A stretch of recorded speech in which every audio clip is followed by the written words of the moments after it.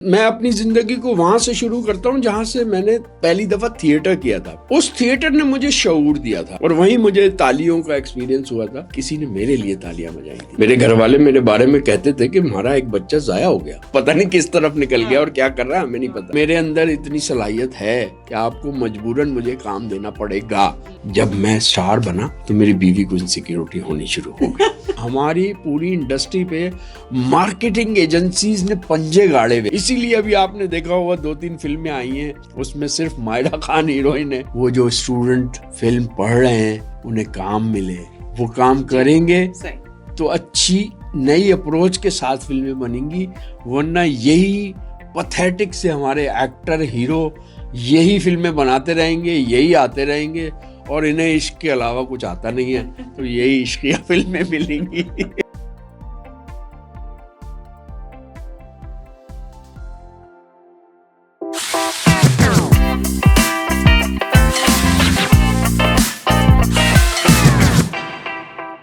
बिस्मिल्लाहिर्रहमानिर्रहीम, अस्सलाम वालेकुम। द नुसरत हारिस शो में आज हमारे साथ the very famous legendary actor Rashid Farooqui sahab मौजूद हैं। अस्सलाम वालेकुम।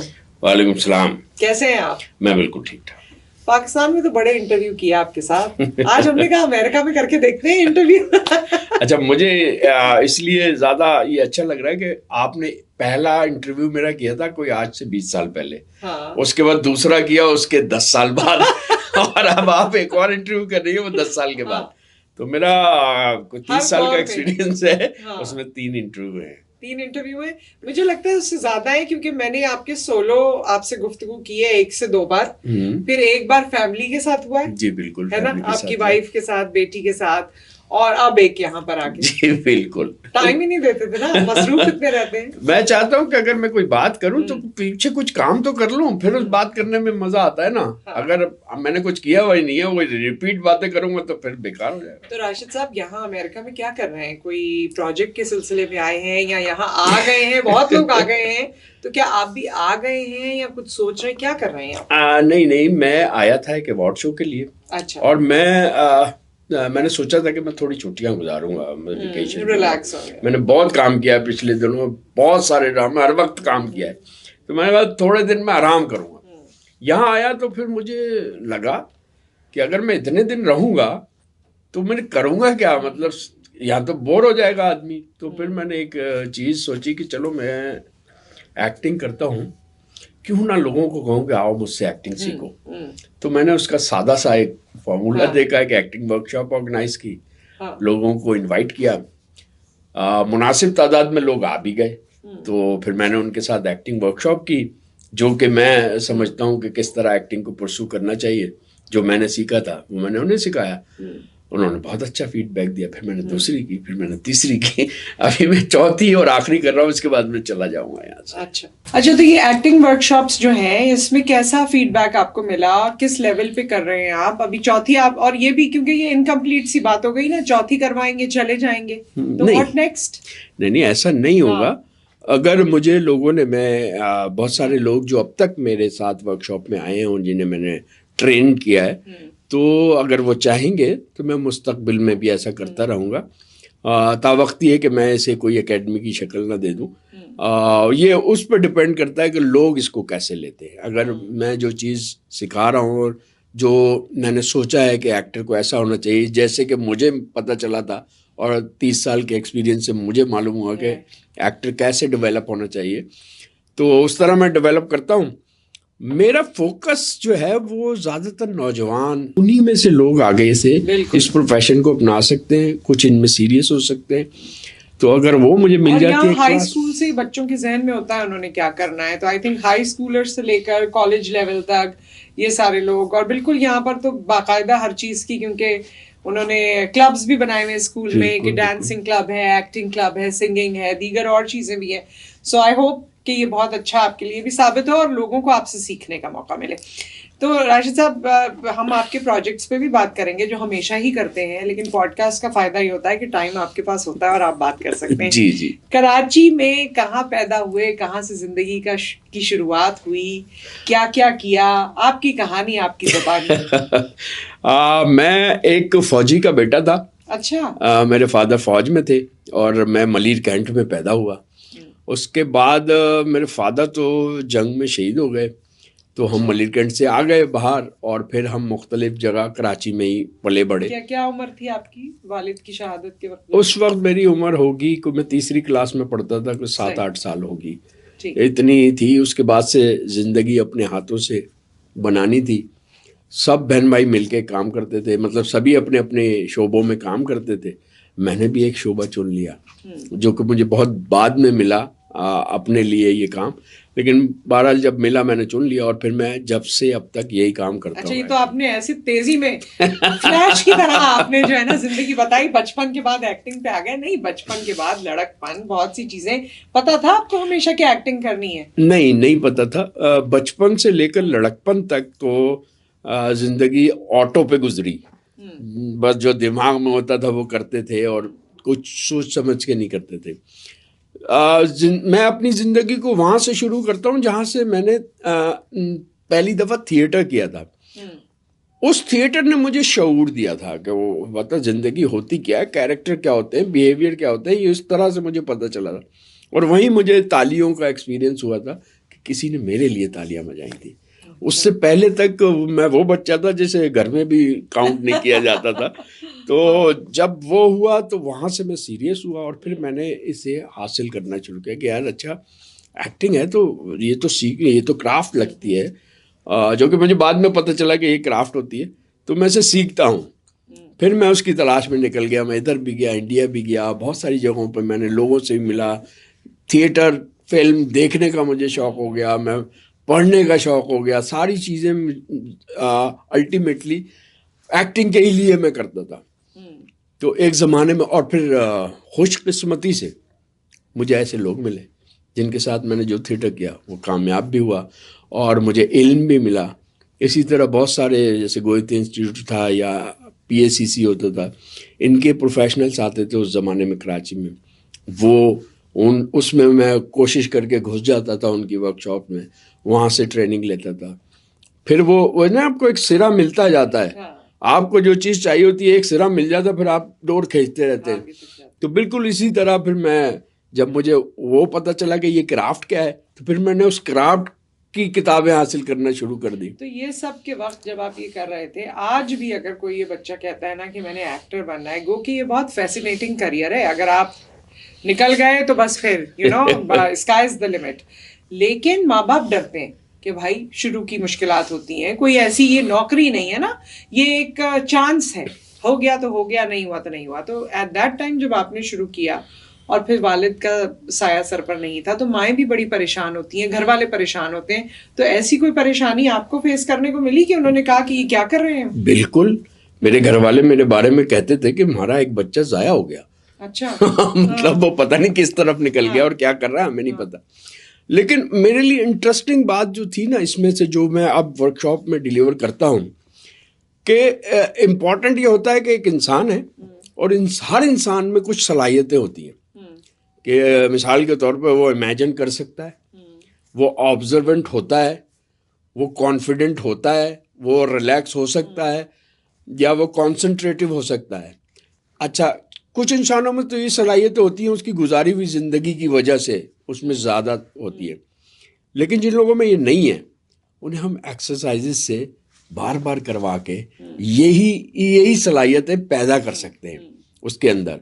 तो जाहिर है जब किसी एक्टर में, जो वो एक्टर है उसके अंदर ये सलाहियतें होंगी तो वो एक अच्छा एक्टर होगा, वो एक अपने एक्ट को बहुत अच्छा आप कैसे एक्टर बने? मतलब आपके अंदर पहले से आपको लगता है कि सलाहियत थी, आपने सीखी है? मैं बिल्कुल कॉन्फिडेंट नहीं था।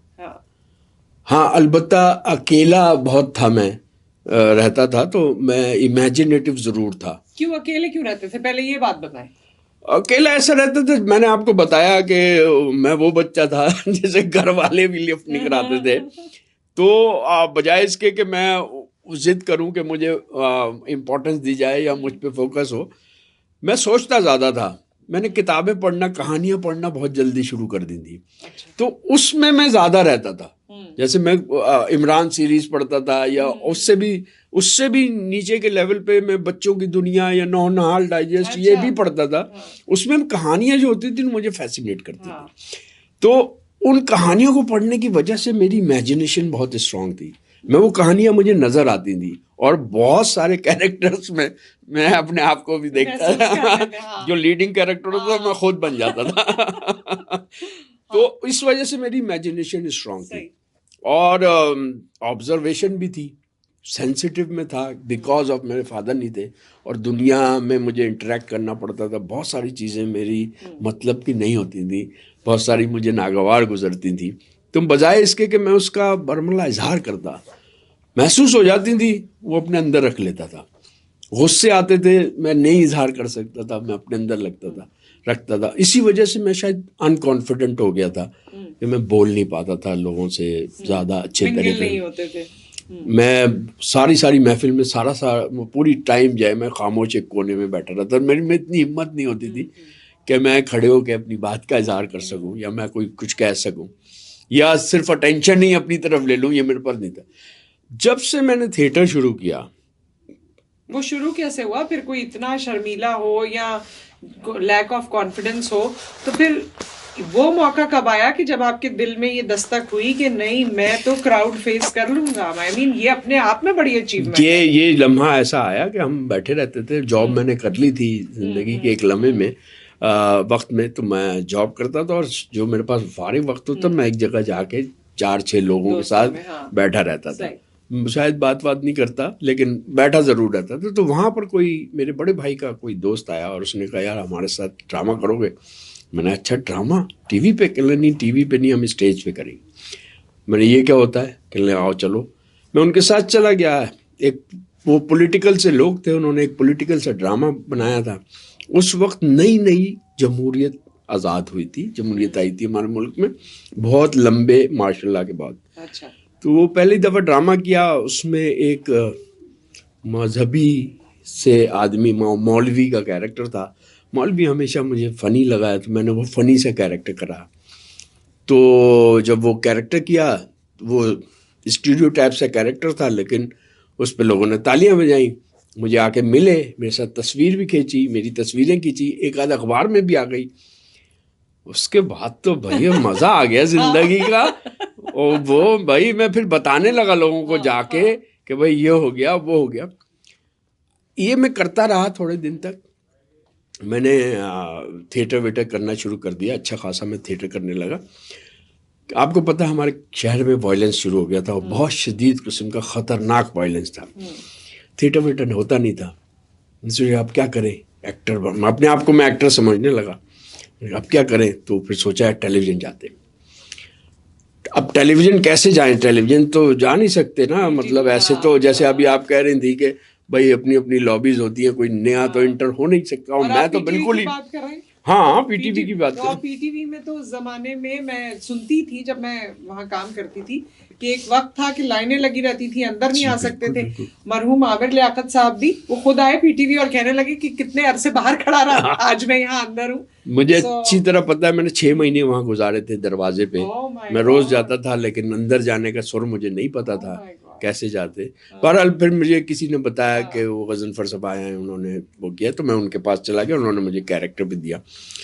लेकिन कैरेक्टर भी कितना वो दे देंगे ना शुरू में। और मैं मीडियम से भी वो नहीं था, हालांकि थिएटर करता रहा था लेकिन मीडियम से मैं आशना नहीं था, तो ज़ाहिर अच्छा नहीं हुआ। तो फिर क्या हुआ कि एक शो में मैं गया हुआ था। उस शो में मोइन अख्तर साहब जो है वो कंपेयरिंग कर रहे थे और मैं सामने बैठा हुआ था। एक ग्रुप के साथ में गया था। उन्होंने कहा भाई जो एक्टिंग के शौकीन हैं वो आ जाएं स्टेज पे। तो मुझे भी भेज दिया गया। मैं चला गया वहाँ पर और उन्होंने कहा भाई एक ड्रामा चला था बहुत मशहूर, चांद ग्रहण, उसके शफ़ी मोहम्मद शाह साहब के जब उनके बेटे सोहेल असगर की डेथ हो जाती है, पुलिस मार देती है, तो वो डायलॉग दिए जो उन्होंने बोले थे, बड़े मशहूर हुए थे वो कि भाई आप ये करें। ज़ाहिर मुझसे नहीं हुए। मैं वाइल्ड आदमी था जो मतलब जो नहीं बोल सकता। लोगों ने अपने अपने तौर पे एक्टिंग की और मैं फेल हुआ बाकायदा उसमें, और मुझ पे हुटिंग वुटिंग भी हुई। बस उसके बाद तो जितने लोगों को मैं इंसेंटिव्स लेता था कि यार मैं एक्टर हूँ, थिएटर करता हूँ, तो उन सबने मेरी क्लास लेनी शुरू कर दी। जो मिला उसने कहा, बे तू तो कहता था तू एक्टर है, तुझे तो एक्टिंग आती नहीं है तू तो वहां पर जाके तूने ऐसी तैसी कर दी, हमारा नाम बंद। उसके बाद मैं सीरियस हुआ बहुत शदीद तौर पे। पहले तो जाहिर है मुझे बड़ा रोना आया, हर आदमी मेरा जो है वो मजाक उड़ा रहा है, और मैं फिर उसके बाद सीरियस हुआ। फिर मैंने बाकायदा एक्टिंग को परसू किया। थिएटर में पहले ही करता था, उससे आने वाली जो मैंने समझ हासिल की थी मुझे टेलीविज़न पे इस्तेमाल करनी शुरू की। गजनफर साहब जिनके साथ मैं पहले थोड़ा बहुत काम करता था, उन्होंने ही मुझे 2-3 टेलीफिल्म्स दी, जिससे मुझे बहुत फ़ायदा हुआ और एकदम से मैं स्टार बन गया।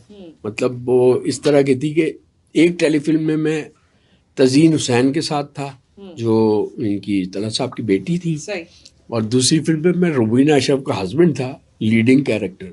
इतनी जल्दी मैंने 2-3 वो टेलीफिल्म्स की। जिंदगी के अगर देखा जाए, जिंदगी के वाकयात और हालात ऐसे बने हैं आपके लिए कि कुछ चीजों में अल्लाह ताला की तरफ से वो चैलेंज आया कि चैलेंज परसू किया, कहीं जिंदगी के पास्ट में ऐसी चीजें रही कि दिल चाहा, खुशी मिली, अंदाजा हुआ, तो मामलात ऐसे बनते चले गए, राइट। अच्छा, आपने मुनफरिद कैरेक्टर्स किए हैं अलग अलग तरह के, कौन सा कैरेक्टर, वैसे तो ये मुश्किल होता है, लेकिन फिर भी कोई ऐसा कैरेक्टर जो आपकी जिंदगी का या एक्टिंग का टर्निंग पॉइंट हो, और क्यों? टर्निंग पॉइंट तो बहुत सारे कैरेक्टर बने मेरे। अब जो भी एक कैरेक्टर मैंने एक फिल्म की, रामचंद्र पाकिस्तानी, हाँ बिल्कुल, उसके लिए मैंने आपको इंटरव्यू किया था, आई रिमेम्बर। तो उससे पहले तक मैं टेलीविजन करता रहा, बहुत अच्छे रोल्स कर लिए, बड़े जबरदस्त, लेकिन टेलीविजन के मेरी ख्वाहिश थी कि यार किसी तरह मुझे फिल्म मिल जाए, मैं फिल्म एक्टर कहलाऊं। तो एक फिल्म बन रही थी, उसके बारे में खबरें मिल रही थी, लेकिन हमें, हालांकि दोस्त थी हमारी वो, लेकिन हमें नहीं बुलाया गया था। और दोस्तों से कहा भी, उनको कहो यार हमें बुलाएं, एक्टिंग के शौकीन है। तो उन्होंने लिफ्ट नहीं कराई। फिर खुद ही उनसे कहीं से पता हासिल किया उनके दफ्तर का, और एक दिन पहुंच गया। उन्होंने कहा वाह भाई वेलकम, ये वो आप आए हैं, चलो भाई स्क्रिप्ट सुना दिया, ये कौन सा कैरेक्टर करना है।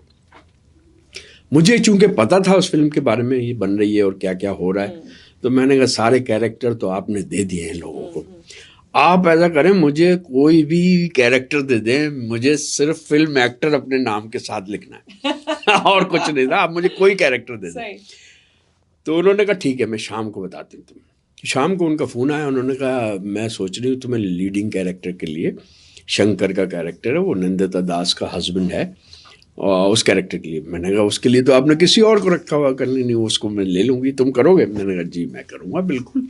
और फिर मैंने वो कैरेक्टर किया, और जो कुछ भी मैंने पीछे हासिल किया था एक्टिंग के बारे में, जैसे जो वर्कशॉप थी, जो एक्सरसाइज थी, मैं सोचता था अच्छा लोग दुनिया में ये करते हैं, एक्टर ये करते हैं कि वो अपने वज़न कम कर लेते हैं, और वो मतलब वो अपनी जहनी सलाहियतों को भी बढ़ाते हैं और योगा करते हैं, और ये तो मैंने जो कुछ मुझे इल्म था उससे पहले तक मैंने सारा उस कैरेक्टर के लिए इस्तेमाल किया, और उस पर फिर मुझे अवार्ड भी मिले। बिल्कुल, उस पर अवार्ड मिले और वो बहुत फेमस हुई, and it was one of its own kind character. मुझे याद है, खासा पहले की बात हो गई है, लेकिन मुझे याद है कि उसका जो इम्पैक्ट था वो बहुत शदीद था, बहुत। अच्छा, ये जितनी चीजें आपने बताई, मुझे पता है आपने बहुत सारी चीजें जो है ना वो सेंसर करके आप आगे चलते गए लेकिन मुश्किलात बहुत इंसान को फेस करनी पड़ती हैं। एक तो आपने वाकया बताया जहाँ एक्टिंग नहीं हो सकी और एम्बैरेसमेंट हुई, लेकिन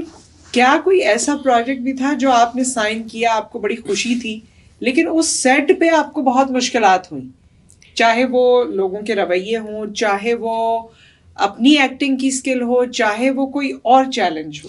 अच्छा, इस किस्म के हालात से ना अक्सर व बेशतर गुजरना होता है। अच्छा, ये हमारे एक प्रोसेस का। सॉरी, मैं इसलिए भी ये पूछ रही हूँ क्योंकि आपकी मेहनत, अवार्ड्स और फेम के पीछे जो मेहनत है, जो कुछ आप बर्दाश्त करते हैं, जो आप कंफर्ट जोन से निकलते हैं, जो कुछ आपका दिल सहता है, मैं चाहती हूँ उस पर भी बात हो, क्योंकि वो लोगों को नजर नहीं आता, मगर वो आप बता सकते हैं। देखिए, जब कामयाबी मिल जाती है ना, यानी जब आप कामयाब हो जाते हैं, तो आपको वो वाली बातें याद नहीं रहती। सही कह रहे हैं। जो नेगेटिव होती है। जी। और मैं भी किसी के बारे में, बहुत लोग हाँ, हैं, नहीं, मैंने किसी ये के बारे जिंदगी में 30 साल हाँ। गुजारे इस इंडस्ट्री में ही, जहाँ पर मुझे कोई नहीं जानता था और उसके बाद मुझे सब जानते हैं।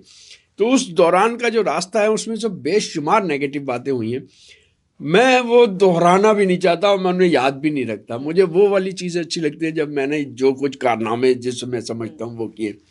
तो ऐसा भी हुआ कि मैं, किसी ने मुझे कास्ट किया एक रोल के लिए, क्योंकि प्रोड्यूसर साहब खुद भी थे उस ड्रामे में। और जब हमारी रिकॉर्डिंग शुरू हुई तो जल्दी वो ड्रामा ऑन एयर भी कर दिया गया। ठीक है।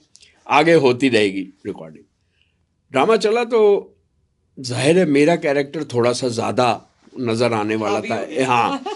तो शायद जो हमारे प्रोड्यूसर थे, जो कि उसके लीडिंग कैरेक्टर भी थे, उनको इनसिक्योरिटी हो गई। नवीं एपिसोड में उन्होंने मुझे निकाल दिया, पता नहीं मैं कहाँ गया ड्रामे में। उसके बाद से मेरा पता ही नहीं चला।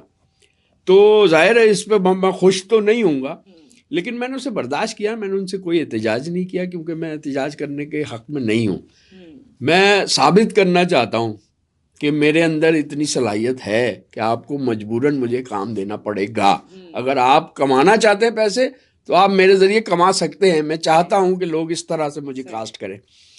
तो मैंने बस कहा कि मेरे जितने पैसे बनते हैं आप मुझे दे दें, आपकी मर्जी है, आप किस तरह ले, यार आप प्रोड्यूसर हैं यार, आप कुछ भी कर सकते हैं।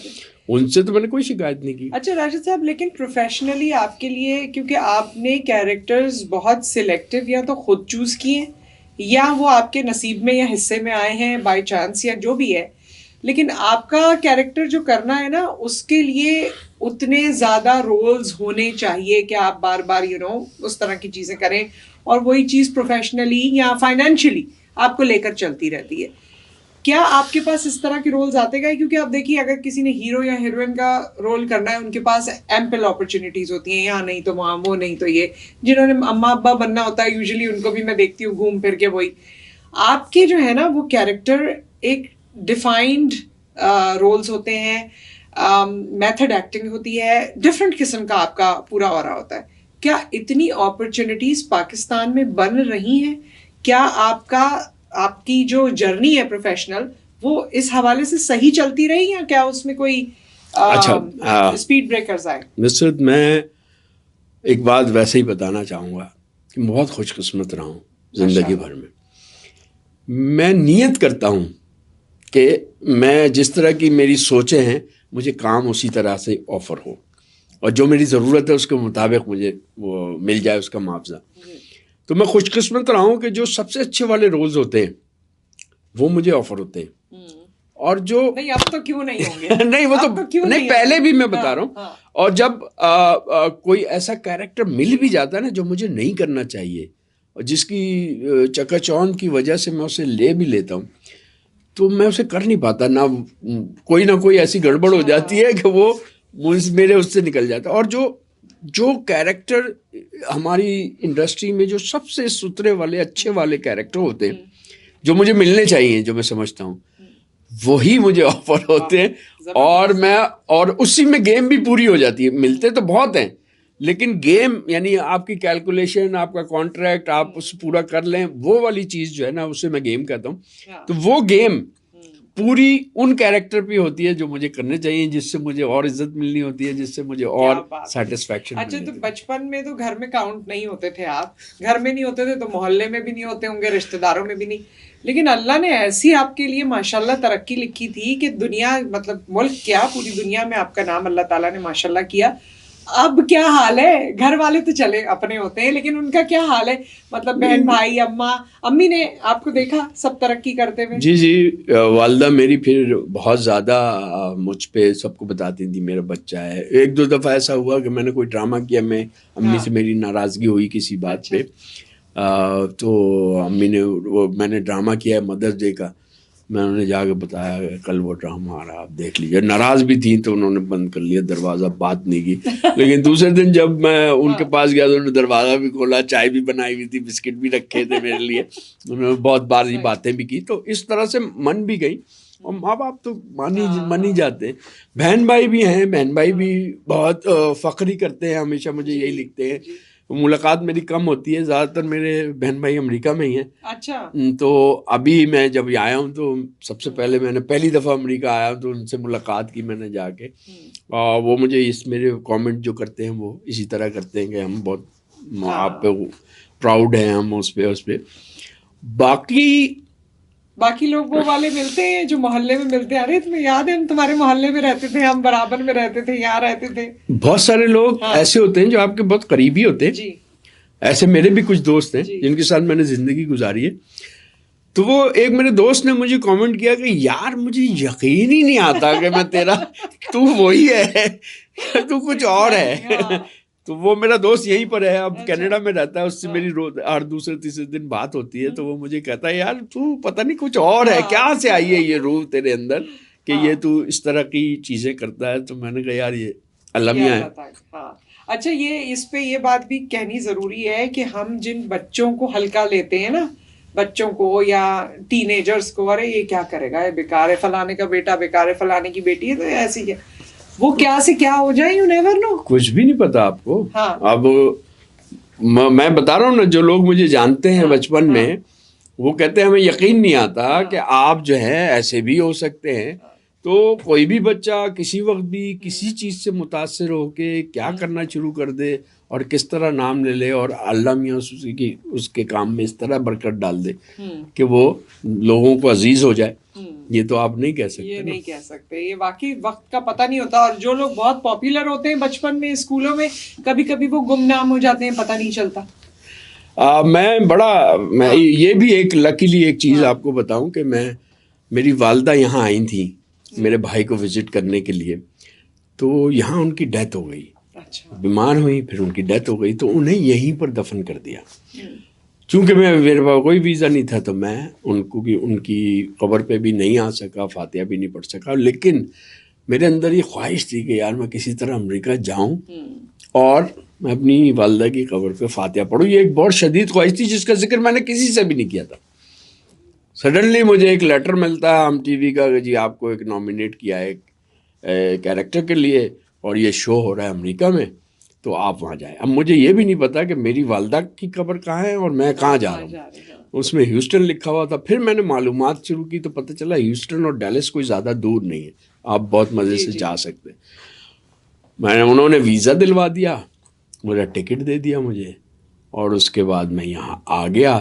3 दिन के बाद मैं वहाँ चला गया अपनी वालदा की। सिर्फ ये ख्वाहिश थी तो अल्लाह मियाँ ने पूरी कर दी। इसीलिए मुझे जो काम भी मिलते हैं, सही बात, अब ये मैं समझ नहीं सकता, मैं अल्लाह की रहमत समझ के शुक्र अदा करता रहता हूँ। वही है, ऐसा अल्लाह ताला का आप पे करम है, और तो कोई यही है बस।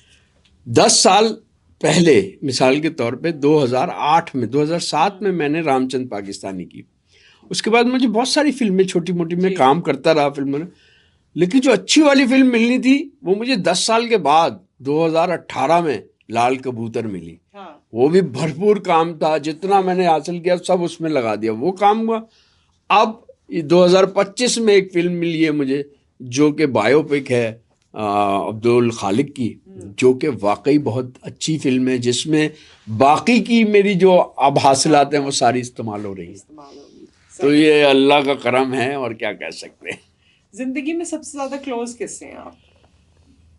सबसे ज्यादा क्लोज वैसे मैं अपनी बीवी से ही क्लोज हूँ। उसे मेरा पता है, मुझे उसका पता है। हम दोनों ने मिलके अपनी जिंदगी बनाई है। वो जिस वक्त आपने पहला इंटरव्यू किया था, मैं एक्टर बनने निकल रहा था, वो PhD के लिए इनरोल्ड हुई थी। अब वो पोस्ट डॉक्टरेट भी कर चुकी है लंदन से, PhD उसने वहीं से किया है, और अब वो कराची यूनिवर्सिटी में असिस्टेंट प्रोफेसर है और काम करती है।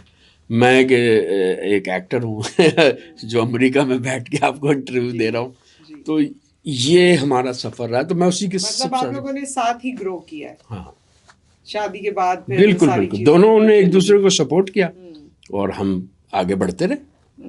तो कभी कोई ऐसा मौका आया, क्योंकि इस लाइमलाइट में, खैर वो तो हमें आपके बारे में पता है, कोई ऐसी कंट्रोवर्सी है, ये सारी चीज़ें नहीं हुई, लेकिन फिर भी इस लाइमलाइट के पीछे की जो कहानी होती है, लेट शूट्स होना, ये होना, घर वालों को टाइम नहीं देना, देन सर्टन फेजेस आपकी लाइफ के ऐसे होते हैं जो आप बिल्कुल ही घर वालों से एक तरह से गाफिल भी हो जाते हैं। जब मैं स्टार बना, हाँ, काम मेरा बढ़ा तो मेरी बीवी को इनसिक्योरिटी होनी शुरू हो गई। तो मैंने उसका हल निकाला। मैं क्या करूं कि यार मुझे ये छोड़ दे। मैंने अपने घर पे शूटिंग शुरू कर दी। लोकेशन जहाँ मैं जिस घर में रहता हूँ उसको मैंने लोकेशन के तौर पे देना शुरू कर दिया। आओ भाई मेरे घर में ड्रामा करो। सारे एक्टर भी आने लगे, सारा सेट आ गया, जो भी है। मैंने कहा यार अब इनसे पता कर लूँ क्या मैं किस तरह रहता हूँ, ये काम किस तरह है, लोग किस तरह होते हैं, आपको सारा कुछ पता चल जाएगा। मुझसे कुछ नहीं पूछना, अब ये सब खुद मालूम कर लो। 3, 4, 5 महीने उसने देखी शूटिंग, घर में होती हुई, लोगों से मिली, एक्टरों से मिली, सब कुछ मिली। उसके बाद उसने मुझे कुछ कहना बंद कर दिया। उसने कहा ठीक है तुम जाओ। लेकिन देखें आपने भी तो पूरा प्लान मतलब नहीं, ये इस तरह से अच्छा है प्लान जो भी है, हम तो उसको अज़राए तफन्नुन कह सकते हैं और उस पर हंस लें, लेकिन इतना सोचना भी अपने स्पाउस के बारे में कि भाई इसको तसल्ली हो जाए, ये तसल्ली, खाली उसकी तसल्ली का मसला नहीं था, मुझे मसाइल पैदा हो रहे थे। मतलब कोई अगर मेरा पार्टनर है वो मेरे ऊपर शक करेगा, वो मेरे ऊपर कोई इल्जामात करेगा, लगाएगा, तो ये मैं कोई कंफर्टेबल तो नहीं हूँ ना। मैं तो दूसरी दुनिया का आदमी, मैं कुछ और तरीके से जिंदगी गुजारता हूँ। मैं सोचता हूँ, मैं ख्याल में रहने वाला आदमी हूँ। मैं ख्याल से कोई निकालता, मुझे तकलीफ होती है। मेरी बीवी इल्जाम लगाएगी तो मुझे तकलीफ होगी। तो मैं यही सोचता रहा कि जब के कोई ऐसी चीज है नहीं।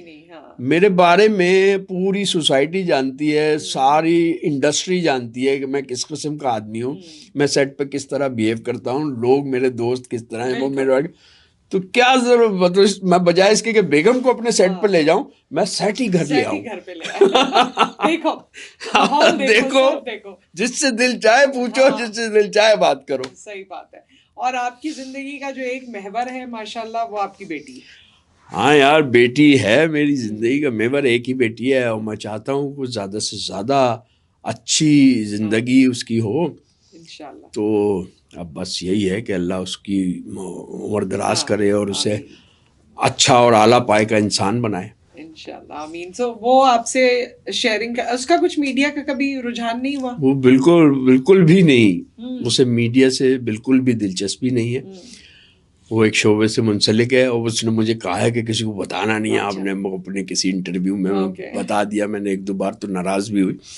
वो अपनी एक ज़िंदगी गुजार रही है, वो अपनी एक प्रोफेशनल एजुकेशन हासिल कर रही है और इंशाल्लाह वो और बड़ी अच्छी है वो उसमें, तो फोकस्ड है, कर लेगी वो बिल्कुल।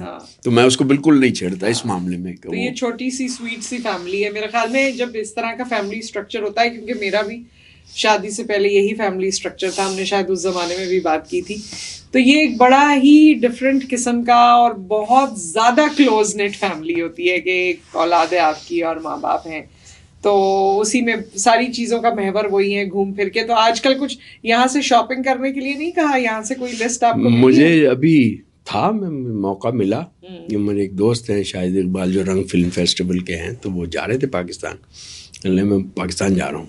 मैंने कहा अच्छा। फिर मैं एक बंदे को फंसा के गया एक स्टोर में, और जितनी छोटी मोटी चीज़ें मैं खरीद सकता था वो मैंने खरीदी। एक पैकेट बनाया, मैंने उनके हवाले कर दिया जाके उनको दे दे। तो बगैर बताए वो एक दिन उसका फ़ोन आया कि ये आपके लिए कुछ पैकेट आया है। तो वो उसी वक्त अपने यूनिवर्सिटी से, दोनों बेगम की यूनिवर्सिटी में जमा हुई थी, वहाँ वो साहब आ गए, उन्होंने दिया तो खुश हो गए। अचानक कोई चीज़ होती है सरप्राइज की तरह, तो वो अच्छा लगता है। तो ये बस मैं करूँगा, अभी भी जब जाऊँगा तो कुछ ना कुछ तो सोचा हुआ है कि कुछ। अच्छा, अच्छी बात यही होती है कि एक्टर्स की या इस शोबे से मुंसलिक लोगों की, कि उनमें ये वाला पहलू बहुत होता है, ये वाली चीज़ें करने का, surprises and all of that, क्योंकि वो सेंसिटिविटी आपके अंदर भी होती है। आपके लिए करते हैं वो? हाँ जाहिर है, बिल्कुल। हम तीनों ही आपस में, कुछ लोग एक्सप्रेसिव कम होते हैं, कुछ ज्यादा होते हैं।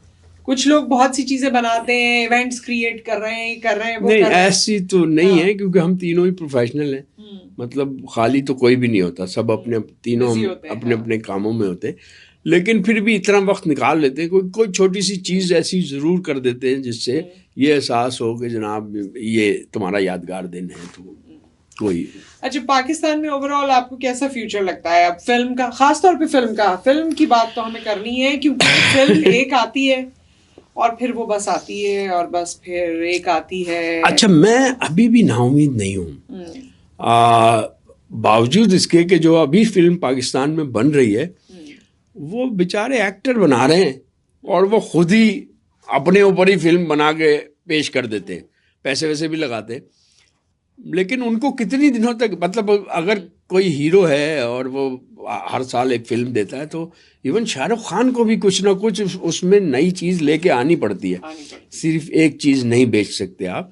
तो अभी तक तो वही लोग रोमांस बेच रहे हैं, लव स्टोरीज हैं, और फॉर्चुनेटली या अनफॉर्चुनेटली हमारे लोग जो है उनको वो अच्छी भी लगती हैं, बहुत से लोग देखना चाहते उनकी हैं। मजबूरी होती है, अच्छी लगती है नहीं लगती, मतलब मजबूरी है, और फिर उन्हें तारीफ करना भी उनकी मजबूरी है, वरना हम बहुत पीछे खड़े हैं फिल्म मेकिंग में। तो फिल्म मेकिंग में क्या ऐसी चीज हो सकती है, क्योंकि हमारे यहाँ ये भी बहस होती रही है कि जब मुख्तलिफ किस्म की फिल्में बनाई जाती हैं तो लोग देखने नहीं जाते। बहुत सी बनी भी, आपने देखा होगा, बहुत छोटी प्रोडक्शंस, बड़ी प्रोडक्शंस, इन्होंने अलग अलग तरह की फिल्में बनाई, किसी ने हॉरर बनाई, किसी ने बायोपिक बनाने की कोशिश की, किसी ने कुछ, लेकिन क्लिक नहीं हुआ। क्लिक जाके वो यही हो जाता है। क्या इनकी प्रमोशन या डिस्ट्रीब्यूशन ऐसी होती है, क्या वजह है? मैंने एक फिल्म एक्सपीरियंस की ऐसी जिसमें कोई स्टार कास्ट नहीं थी और कोई बड़े नाम नहीं थे। वो फिल्म अच्छी बनी, अच्छी चली, और ठीक उसको पैसे मिलने चाहिए तो बिल्कुल अच्छा फायदा भी हुआ,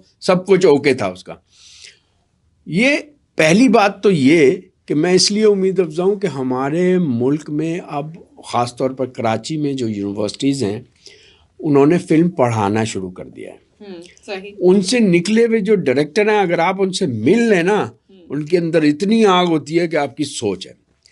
अच्छा, दूसरी बात यह है कि उनको काम क्यों नहीं मिलता? उनको काम यूँ नहीं मिलता कि हमारी पूरी इंडस्ट्री पे मार्केटिंग एजेंसीज ने पंजे गाड़े हुए हैं जो अपनी सोचें थोपती हैं, अपनी सोचों के मुताबिक फिल्म बनवाती हैं। उन्हें नामवर आदमी चाहिए, चाहे वो काम का हो या ना हो। इसीलिए अभी आपने देखा होगा 2-3 फिल्में आई हैं, उसमें सिर्फ मायरा खान हीरोइन है और हीरो भी उसी तरह के नाम के हैं। वो नाम से फिल्में बेचना चाहते हैं, यानी मुनाफा कमाना चाहते हैं नामों का, जबकि फिल्म एक ऐसा मीडियम है जो जिंदगी क्रिएट करती है। आप एक कहानी को जिंदगी देते हैं। पहले तो सबसे पहले तो आप कहानी का मौजू तलाश करें, फिर उस पर कहानी डेवलप करें, उसके बाद उसके मुताबिक कास्टिंग करें और फिर उसे एग्जिबिट करें, तब ये फिल्म अपने तमाम लवाजमात को पूरा करती है।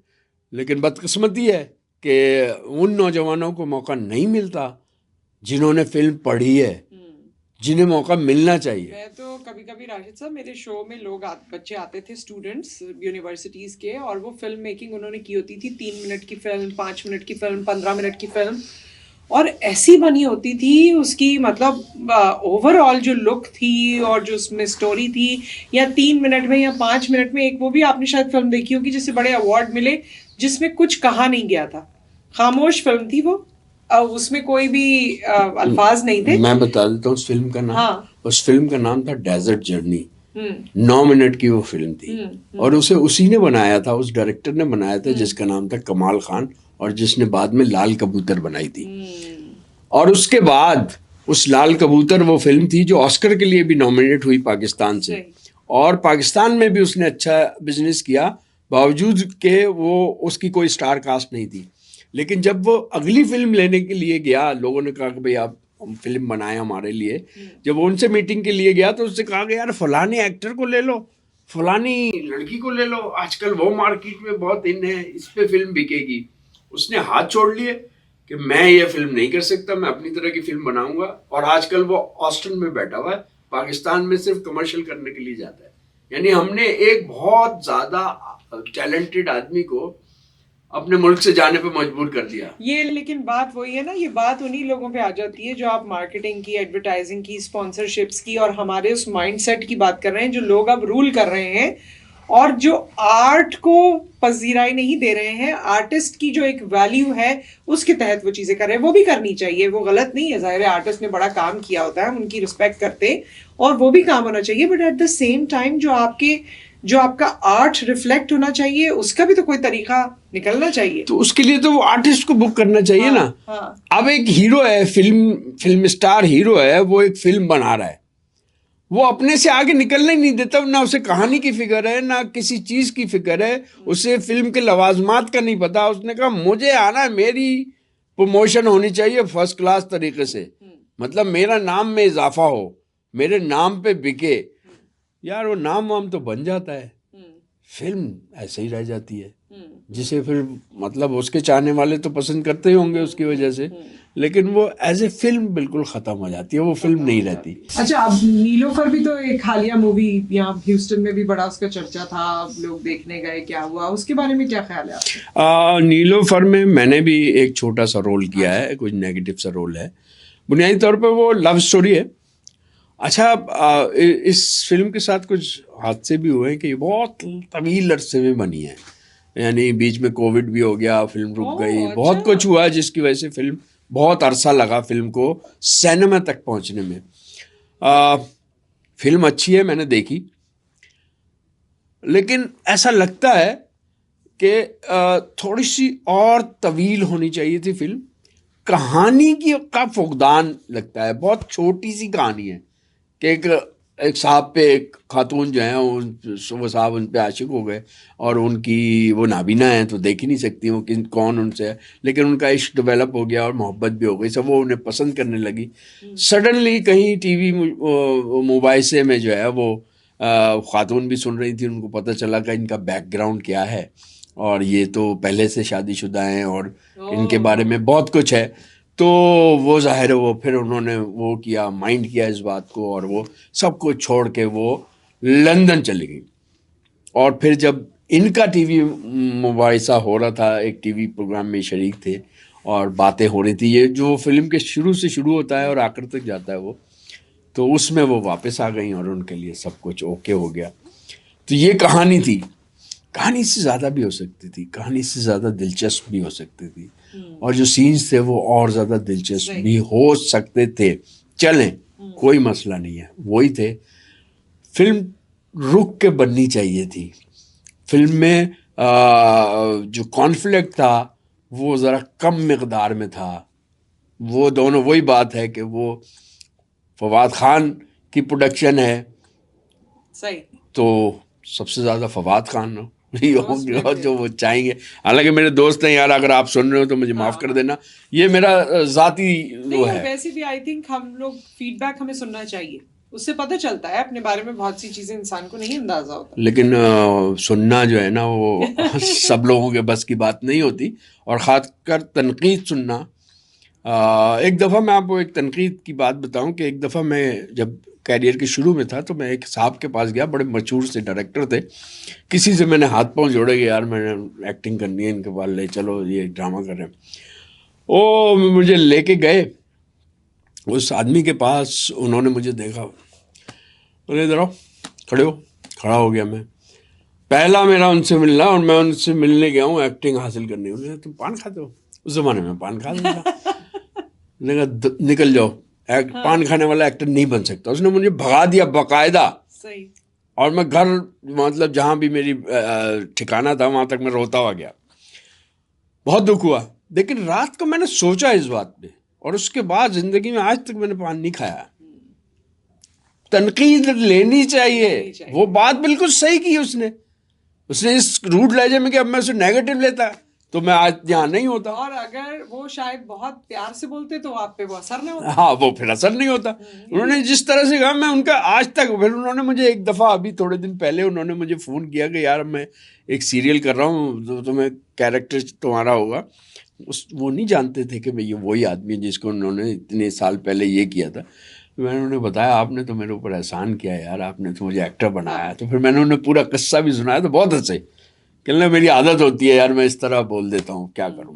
लेकिन पॉजिटिव, इसी तरह मैं जितने भी लोग हैं जिन पे अगर मेरी ज़ात से तनकीद निकली है, तो तनकीद तामीर के लिए है, बिल्कुल। तनकीद डिस्ट्रक्शन के लिए नहीं है। आपको तोड़ना मकसूद नहीं है, आपकी इस्लाह चाहिए हमें। बिल्कुल, सोचें चीज़ आगे अच्छी बन सके। आप क्यों नहीं सोचते फिल्म बनाने का? इतनी नॉलेज जो आपके इस वक्त, नॉलेज के मोती यहाँ पर उभर के गिर रहे हैं। मैं अभी ये वर्कशॉप जो हुई है ना यहाँ पर, तो इनमें से मैंने कुछ एक्टर निकाले और इनके साथ मैं एक शॉर्ट फिल्म बनाने की कोशिश कर रहा हूँ जो यही बनेगी, ठीक है। जो कुछ भी मेरा तजुर्बा है मैं उसको उसमें इस्तेमाल कर। बेसिकली फिल्म जो टेलीविज़न या सिनेमा की फिल्म जो होती है, जिसे हम फिल्म कहते हैं, फिल्म में फोटोग्राफी बहुत इम्पोर्टेंट होती है, ठीक है। और उस फिल्म के अंदर म्यूज़िक अगर होगा तो म्यूज़िक भी बहुत इम्पोर्टेंट होता है। बहुत सारी चीज़ें ऐसी होती हैं जो एक आम एक्टर के लिए से ऊंची चीज़ें या उससे ज़्यादा की चीज़ें, जैसे फिल्मिंग मेरे लिए बिल्कुल नहीं है। मैं कैमरे बिल्कुल हैंडल करना मुझे नहीं आता। नहीं, कॉन्सेप्ट की बात कर रही हूँ कि कॉन्सेप्ट या ओवरऑल जो एक आपको जाहिर है वो सारी चीज़ों की नॉलेज है, क्योंकि सिर्फ स्क्रिप्ट या प्रोडक्शन या यही सब मिलके फिल्म नहीं बनाते, उसमें एक डायरेक्शन होती है। डायरेक्शन कभी की है आपने वैसे? डायरेक्शन बहुत शुरू में मैंने थिएटर की थी डायरेक्शन। अभी मैं बताया ना आपको, मैंने इन वर्कशॉप में से जिन लोगों को निकाला है उनके साथ मैं एक फिल्म कर रहा हूँ। तो एज डायरेक्टर आप कर रहे हो उसको? उसमें भी मैंने एक्टर्स ट्रेंड किए हैं, लेकिन फिल्मिंग के लिए मैंने किसी और को कहा कि यार आप फिल्म इसे करो, फिर हम इस पे बात करेंगे कि कहाँ पर हम म्यूजिक इस्तेमाल करेंगे इसका और शॉट्स किस तरह के होंगे, क्योंकि सोचने का काम मैं कर रहा हूँ। उससे कहा फिल्मिंग तुमने करनी है, यानी उसका जो फिल्म वाला पोर्शन है जैसा वो स्क्रीन पे नजर आएगी वो मैं इमेजिन नहीं कर सकता, क्योंकि मेरा कैमरे का ज़्यादा एक्सपोजर नहीं है। तो उसके लिए वो अरसलान साहब जैसे लोग अरसलान मिल जाए तो हमारी तो ईद नहीं हो जाए। तो ये हो सकता है। अब यहाँ पर बैकग्राउंड में भी लोग मौजूद है ना, जाहिर है उनके साथ। और अमेरिका में आप लोगों की नॉलेज के लिए भी, इंफॉर्मेशन के लिए बताऊं कि अब तो हमारे बहुत लोग हैं, मीडिया इंडस्ट्री के भी बहुत लोग हैं जो यहाँ पर मुकीम है और बड़ा ज़बरदस्त काम करते हैं, पाकिस्तान से करते हुए आए हैं।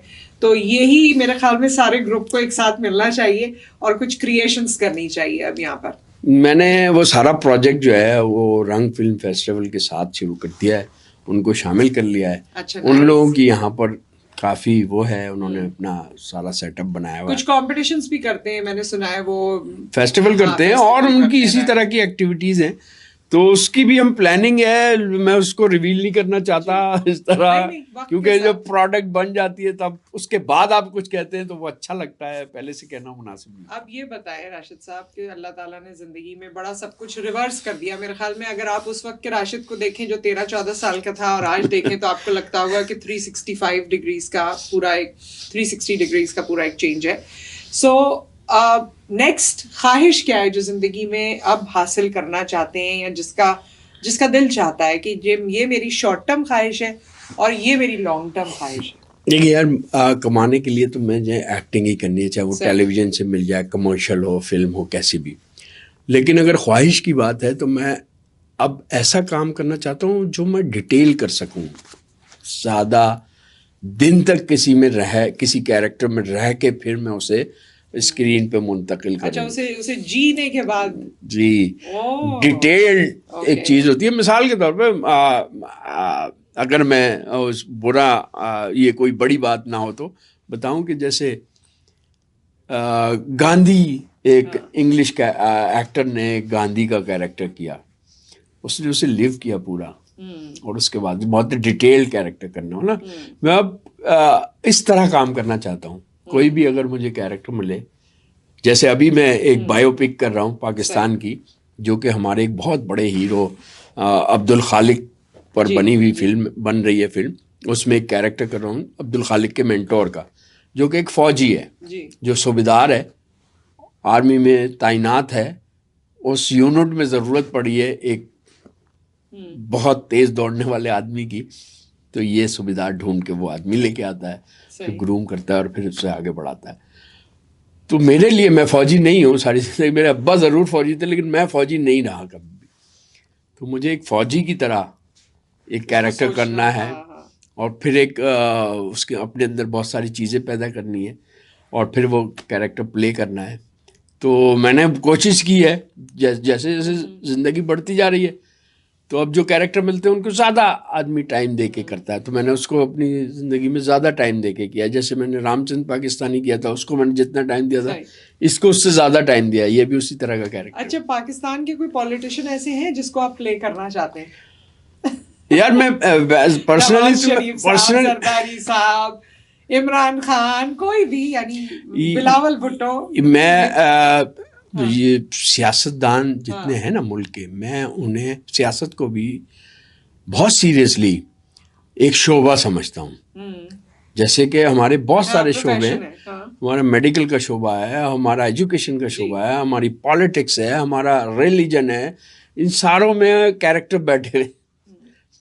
मैं ख्वाहिश तो मेरी नहीं है, लेकिन जब अगर कोई कैरेक्टर मुझे मिलेगा, मैं एक एक्टर डेवलप हो गया हूँ इस तरीके का, तो मुझे जब कोई कैरेक्टर मिलेगा तब मैं सोचूंगा उसके बारे में कि मैंने इसे किस तरह करना है, इसको करने के लिए मुझे क्या क्या करना पड़ेगा। देख के आपको नहीं होता कि इसको प्ले करूं, वो तो जब होगा, जब ऐसा कोई नहीं है। नहीं, मैं मेरे उस तरह है ही नहीं, ट्रेनिंग ही उस तरह नहीं है। मैं कोई कैरेक्टर इस तरह सोचता ही नहीं कि यार ये पागल का कैरेक्टर मैं कर दूं तो तबाहियां मचा दूं। जब मिलता है then you think about it। जब मुझे कैरेक्टर साइन हो जाता है कि आप ये कैरेक्टर, तो फिर मेरी सोच शुरू होती है कि इस कैरेक्टर को मैंने कैसे परस्यू करना है। तो क्या आप उसके लिए फिर कुछ चीजें देखते हैं, पढ़ते हैं, उसकी रिसर्च करते हैं बाकायदा? बिल्कुल, बहुत। बगैर उसके देखें, आम कैरेक्टर है ना, तो वो आपकी गुजारी हुई जिंदगी से आपको मिल जाएंगी सारी चीजें, आपको ऑब्जर्वेशन भी होगी, सब कुछ। अगर कोई खास कैरेक्टर है तो फिर आप उसको ऑब्जर्व करेंगे। आप उसके, जैसे मिसाल के तौर पर उसकी स्पीच है, तो स्पीच तैयार करने के लिए आपको काम करना पड़ेगा। उसकी कोई कैरेक्टरिस्टिक्स हैं, उसको पहले देखना पड़ेगा, फिर उसको अपने अंदर उतारना पड़ेगा। या अगर वो गेटअप उसका है तो वो गेटअप आपको इख्तियार करना पड़ेगा, ठीक है ना।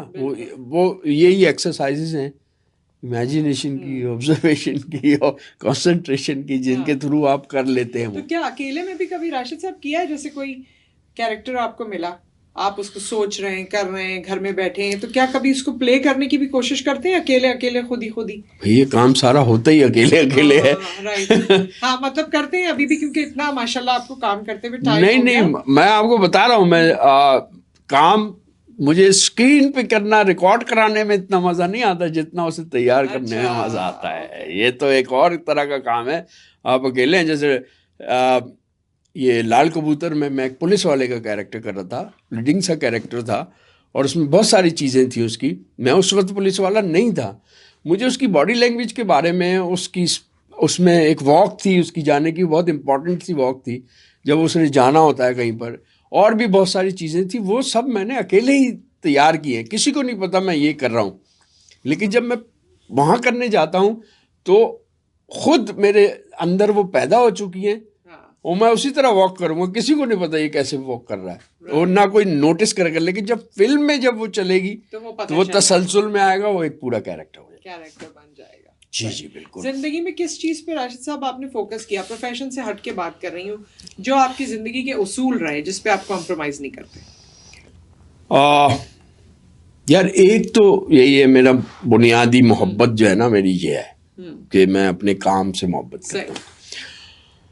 और दूसरा, मुझे झूठ वूठ अच्छा नहीं लगता, मैं उस तरफ जाता नहीं। शायद बाज़ औक़ात ऐसा ज़रूर होता है कि मैं ज़बरदस्ती सच बोलने की कोशिश नहीं करता, और जहाँ मुझे अगर नहीं बोल पाता तो मैं खामोश हो जाता हूँ, यानी इख्तलाफ नहीं करता, लेकिन जो सच होता है मैं उसके साथ खड़ा रहता हूँ। मुझे अच्छा लगता है सच के साथ खड़ा होना, तहकीक करना, चीज़ें ऑब्ज़र्व करना, ये सारी चीज़ें मेरी हॉबीज़ हैं। या फिर पढ़ना, अब पढ़ने का रुझान कम हो गया है, तो अब देखने का रिवाज है, तो मैं बहुत देखता हूँ, मतलब फिल्म्स, लोगों को। जैसे मैं यहाँ ह्यूस्टन में हूँ, तो ह्यूस्टन की सोसाइटी मेरे लिए बिल्कुल नई है, इससे पहले मैंने नहीं देखी। बहुत सारी चीज़ें सिमिलर हैं, कराची शहर जैसी हैं, लेकिन बहुत सारी चीज़ें नई भी हैं जो मैंने कभी एक्सपीरियंस नहीं की थी। कुछ दिन बाद मैंने सोचा कि यार मुझे तो सब देसी देसी नज़र आ रहे हैं, तो मैंने दोस्तों से कहा यार जहाँ गोरा साहब नज़र आएंगे वहाँ चलो। तो मैं डाउनटाउन गया, वहाँ जो थिएटर हैं, वहाँ जो म्यूज़ियम है, वहाँ जो ओपन एयर थिएटर है, वो सारे मैंने विजिट किए, उनको देखा, स्टेशन थिएटर देखा, बहुत करीब से परफॉर्मेंसेस देखी। तो ये ऐसा नहीं है कि मैंने देख ली और मैं भूल गया, ये मेरे अंदर जाएंगी। जो मैंने देखी वो मेरी शख्सियत पे असर करेंगी, और ये जब कोई जाके कैरेक्टर कर रहा हूँ तो वो सब उसमें शामिल होंगी। तो ह्यूस्टन में और शुगरलैंड में आके आपको वैसे कैसा लगा? क्योंकि जो भी यहाँ आता है उसको पाकिस्तान जैसा ही लगता है, बड़ा एक अपग्रेडेड वर्जन लगता है। सो कैसा लगा यार? मुझे ह्यूस्टन की एक बात अच्छी लगी, यहाँ पर सब कुछ खुला खुला है। चौड़ी चौड़ी चीजें हैं। हाँ। और खासकर टेक्सास जो है उसके अंदर हर चीज बड़ी बड़ी है। जी। अगर आपको एक बन खाने कबाब की भी भी चीज़ मिलता है वो इतना बड़ा मिलता है, जो आपको का डिश पैकेट भी भी मिलती मिलेगा। है। वो मैंने उससे स्टूडेंट बिरयानी खरीदी, वो उतनी थी, 2 दिन मैंने चलाई आराम से। तो सब कुछ बड़ा Quantity बड़ा है ज़्यादा है, हाँ। और खुला खुला है। और शुगरलैंड तो खूबसूरत है। शुगरलैंड में तो बस जाने को दिल चाहता है। जी, जी, बिल्कुल। क्योंकि हम जिस शहर, जो बहुत खूबसूरत शहर हुआ करता था हमारा, अब वो अच्छा नहीं रहा। हाँ। बावजूद आबादी का दबाव बहुत है हाँ, और बहुत कराची। सारी चीजें गड़बड़ हो गई। लेकिन लेकिन यहाँ फिर पर भी वही कराची वाले लोग हाँ, ने सुकून से रहते हुए नजर आते। सही बात है। लेकिन कराची के लिए भी हमारा दिल वैसे ही धड़कता है। दूर हम हैं लेकिन हमारा शहर है। अल्लाह करे उसकी भी रौनकें बहाल होती रहें, मसाइल हल होते रहें, ये दिल चाहता है उसको देखने का।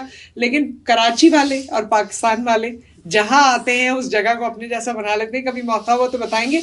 अब तो यहाँ कंस्ट्रक्शंस भी हमारे जैसी होने लगी है, यानी हम जैसे घर बनाते हैं, हम जैसे, हमारी जैसे फैसिलिटीज होती हैं। बाकी स्टेट्स में थोड़ा मुख्तलिफ है। यहाँ पर हमने नोटिस किया कि यहाँ पर ये सब होने लगा है। तो यहाँ कोई इरादा लगता है कि इस वाले कराची में रहें आके? मैं ऐसे ही रहेंगे, आते जाते रहेंगे। मतलब एक जन्म भूमि होती है, मैं वहाँ पैदा हुआ हूँ, वहीं हाँ। मैं मरना भी चाहता हूँ। जरूर देखना तो मैं पूरी दुनिया चाहता सही हूँ। बात है। अलबत्ता ये जरूर चाहूंगा कि जो मेरी बेटी है वो यहाँ पर रहे और पढ़े। यहाँ पढ़ने के मौके बहुत ज़्यादा हैं। पाकिस्तान में तालीमी इदारे हैं, उनकी हालत भी कोई बहुत अच्छी नहीं है। वहाँ से तालीम मुकम्मल करे, यहाँ पढ़े, यहाँ प्रैक्टिस करे, यहाँ रहे, और उसका घर यहाँ हो तो मुझे बड़ी खुशी होगी। तो आने में आसानी हो गया। हाँ, फ्यूचर के लिए प्लानिंग भी अच्छी हो जाएगी। अच्छा, वक्त हम यहाँ पर अपना ख़त्म करते हैं। बहुत बहुत शुक्रिया आपकी तशरीफ आवरी का। जाते जाते कुछ कहना है, कोई बात रह गई हो, कोई दिल में बात ऐसी हो तो ज़रूर। नहीं, दिल में बात तो नहीं है। ज़ाहिर है मैं एक्टिंग से वाबस्ता हूँ और हमारे यहाँ फ़िल्म नहीं बनती हैं। लोग पूछते हैं हमारे यहाँ फ़िल्म क्यों नहीं बनती। तो मैं चाहूँगा कि हमारी फ़िल्म अच्छी हो। वो जो स्टूडेंट फ़िल्म पढ़ रहे हैं उन्हें काम मिले, वो काम करेंगे तो अच्छी नई अप्रोच के साथ फिल्में बनेंगी। वरना यही पथेटिक से हमारे एक्टर हीरो यही फिल्में बनाते रहेंगे, यही आते रहेंगे और इन्हें इश्क के अलावा कुछ आता नहीं है, तो यही इश्किया फिल्में मिलेंगी।